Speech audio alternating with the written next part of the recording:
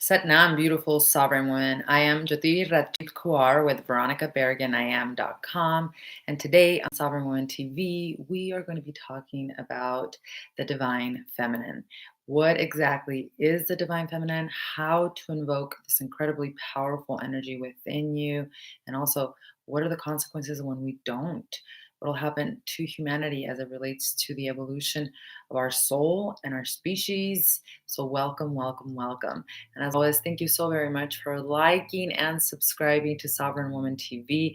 As you know, I go live on Tuesdays and Thursdays with Tuesdays spiritual sovereignty videos to open up your awareness to a whole new state of being and optimal health, of healing yourself generations before and after you.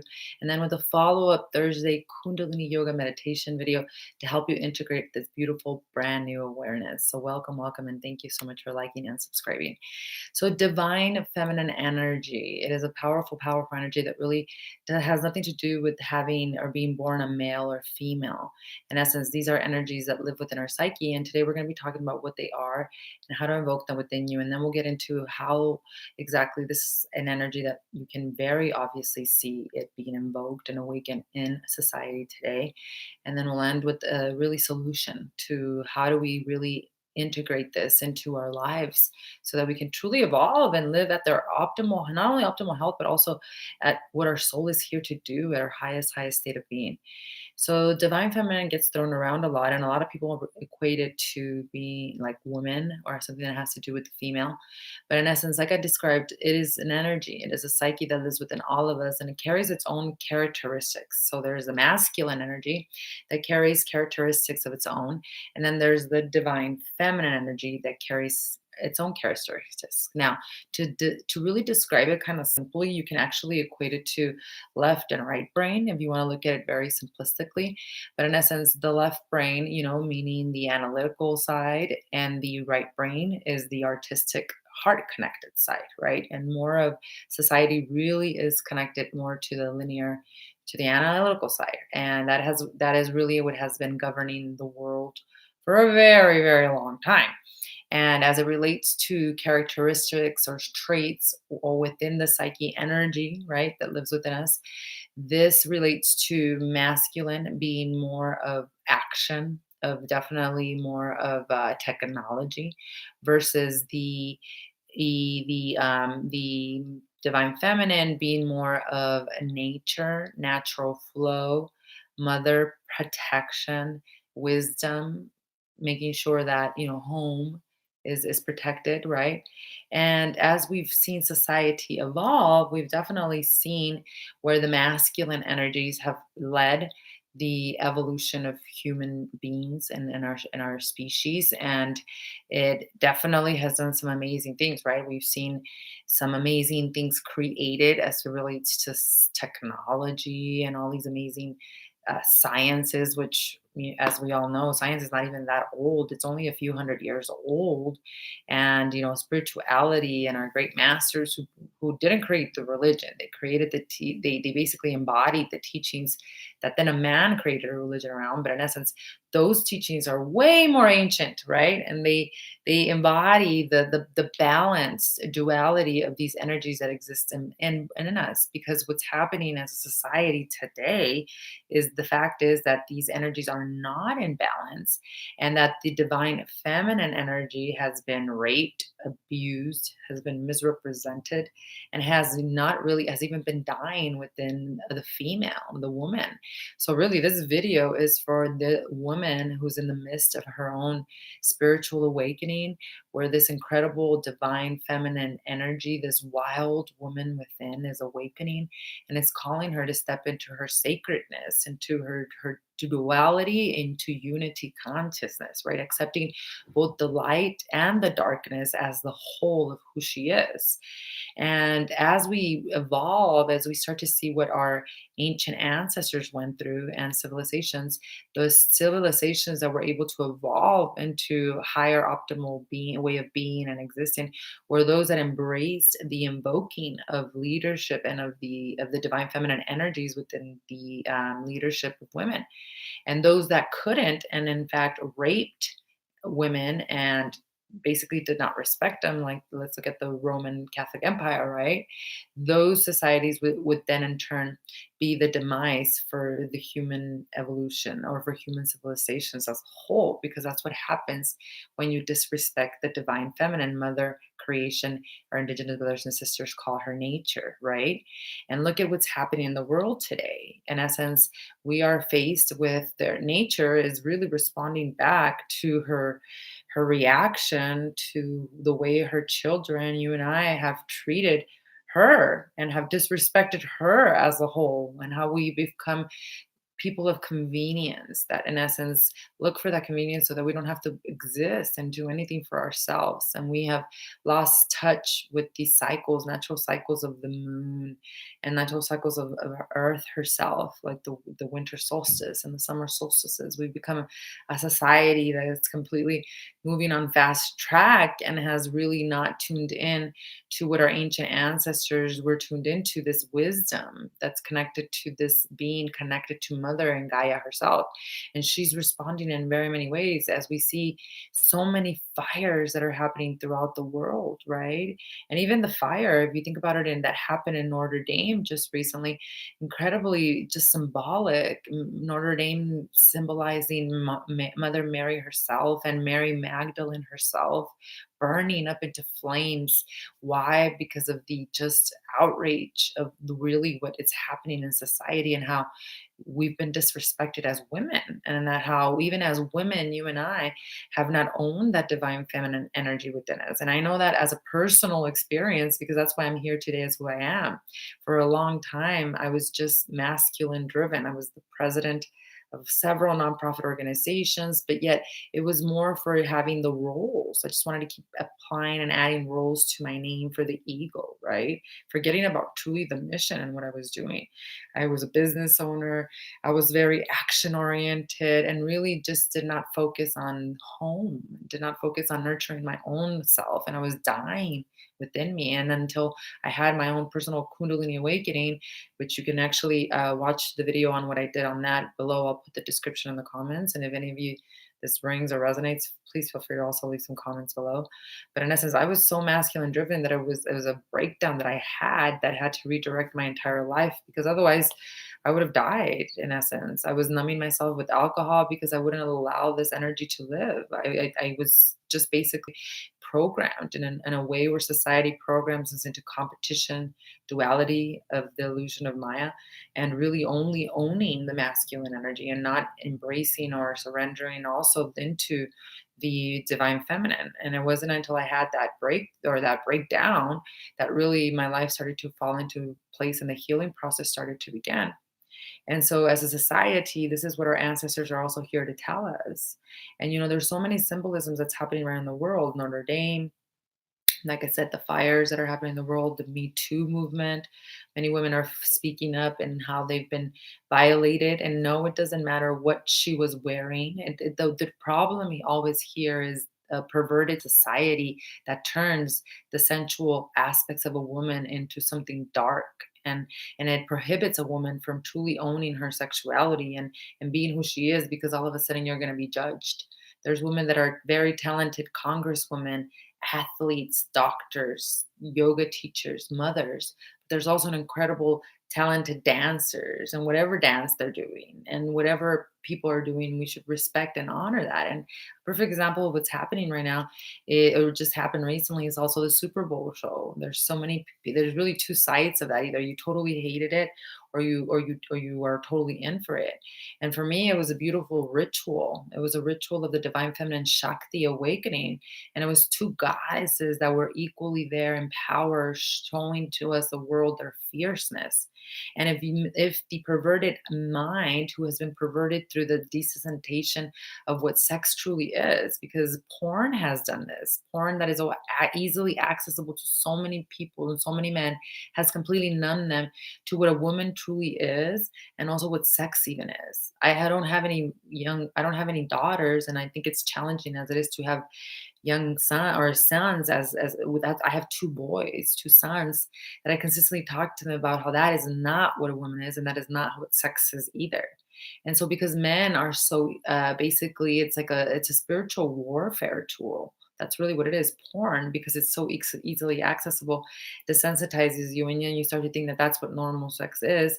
Then what happens is that a woman who is deeply into her sensual power, like what we saw at the Super Bowl this weekend with J Lo and Shakira, you would turn that into something dark and ugly. When in fact there were a lot of also subliminal message in there about children being put in cages, about how they're going to be using their voices to speak into the next generation. And really, for me, I love the part where Shakira stuck out her tongue.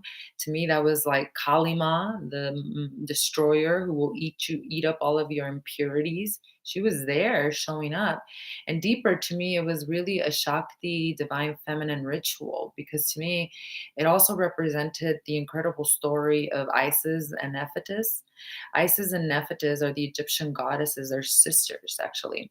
And Isis actually married her brother, Osiris. And Osiris and Isis created an incredible kingdom where they were sent, Osiris was sent to actually become the god of earth, where he would in essence be in charge of humanity. And when he married Isis, they came to earth and they found in essence that humans were killing each other, they had no spiritual connection. It was a mess. And they taught them, in essence, how to grow a culture, how to connect as a community, all these amazing things. And they thrived as a human civilization. And so what happened was that Seth ended up being jealous. Seth was one of the other five kings of Egypt at that point, and he was jealous of everything that Isis and Osiris had created. So he went and killed Osiris. And Osiris, when he ended up dying, Isis was one, if not the most powerful goddess of Egypt mythology, in essence, went to go look for him because she wanted to revive him and bring him back into life. And when she finally was able to do that, Seth found him again, chopped him up into little pieces, and threw him all over the place. And because Isis had told Nephidas, her sister, that she was the one that was supposed to take care of the situation to make sure that this didn't happen again, Nephidas, her sister, felt really like guilty because she hadn't taken care of Osiris, and he was dead again. And so what happened was that they both, she said she would do anything for Isis in order to bring back Osiris, in order for Osiris to come back into the living so that Seth could be destroyed. Because when Seth became God or king, all civilization was going pretty much, they were killing each other. It was pretty much a disastrous, just as what was going on right here. And so what happens in this story is that Isis and her sister, they create this poem, and this incredible poem that they recite in order to bring Osiris back to life. And Osiris does come back to life. And Osiris comes back to life as the god of the underworld because he's not fully formed, so he can't fully come back into life fully as a human being. But he's the god of the underworld, and he's the god of the dead. And to me, this whole symbolism of what happened at the Super Bowl, and a lot of people don't see beyond the veil. And when you meditate a lot, you start to not only sense these divine energies inside of you, like the female or masculine, but you can also see how some of a lot of things that are happening in the world, especially when you talk about celebrities and mainstream media, it's a ritual. It's in essence something that is happening, and they're using these ancient knowledge, this ancient wisdom to their own power. Now, to me, though, this especially because a lot of celebrities are actually sold out. They sell out their souls in order to reach these levels or heights of an essence of fame. And in order to get this type of money, right? But to me, it was very different. This was a symbolic message of two women joining together in their goddess power, doing what their talent is, which a lot of that stuff I can't do that stuff, and it takes work. It takes dedication for you to be able to do the things that they did, right? And the way that people responded on, it was, for me, it was like the celebration or the ceremony to awaken Osiris.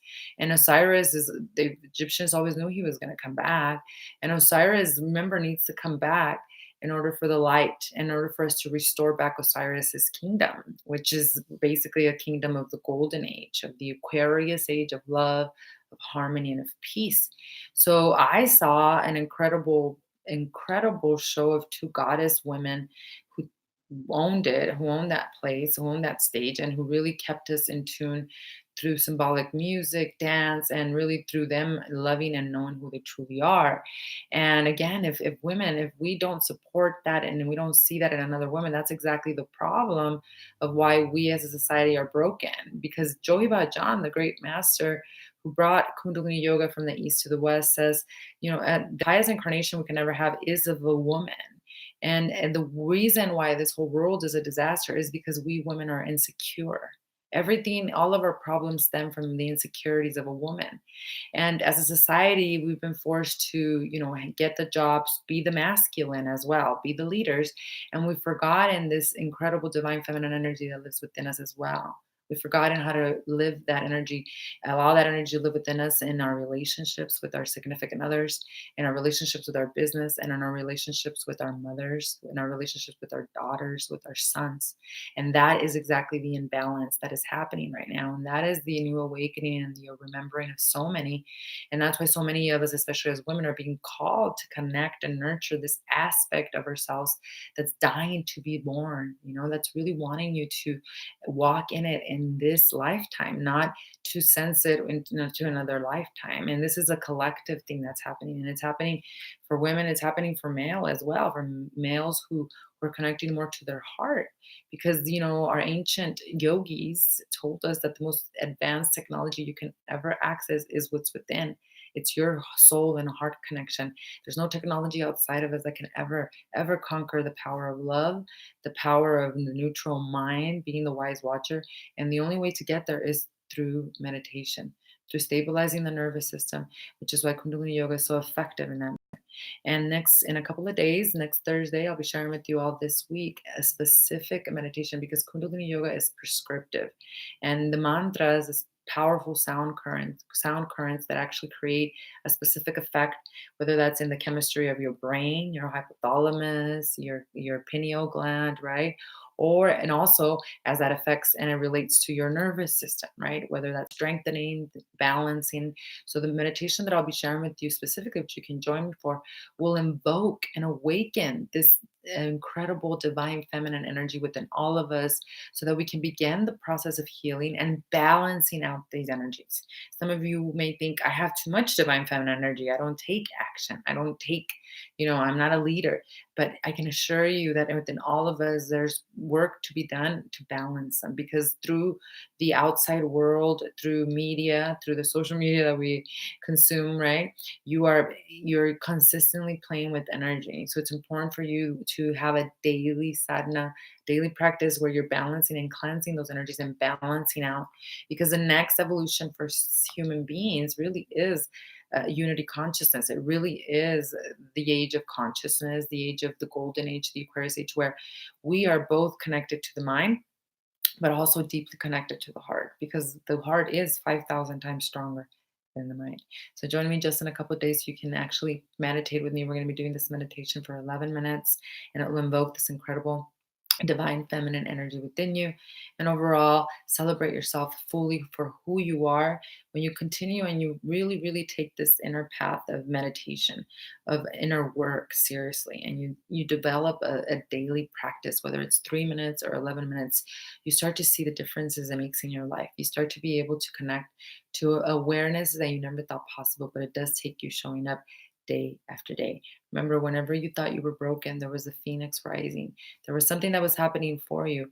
And all you had to do was balance out that energy. And that's what we're trying to do. We're trying to balance out and allow this divine feminine energy to really be birthed in this world so we can change the entire frequency of this entire existence. So I'll see you in a couple of days as we practice this incredible meditation on invoking the divine feminine energy. And of course, check out the complementary meditations that I have for you right below in the description so you can start your Kundalini Yoga meditation practice today. And you can raise your frequency, sovereign woman, and take your sovereignty back. Satori Wellness, my holistic virtual community for women, is not open for enrollment right now. We'll be opening soon, but for now, you can get on the wait list or for sure download one of those complimentary meditations, and you too can start your practice today. And also, you can set up your one-on-one session with me for your compliment or your actually 1 hour tantric numerology report session where we'll go over your tantric numerology and we'll prescribe you a beautiful sadhana, beautiful meditation practice to get you rolling for 2020 and beyond. Divine feminine power, balance, power, mind, and heart connection. Thank you so much for joining, and I'll see you all soon. Thank you for liking and subscribing and sharing. Sat Nam and Namaste, beautiful sovereign woman.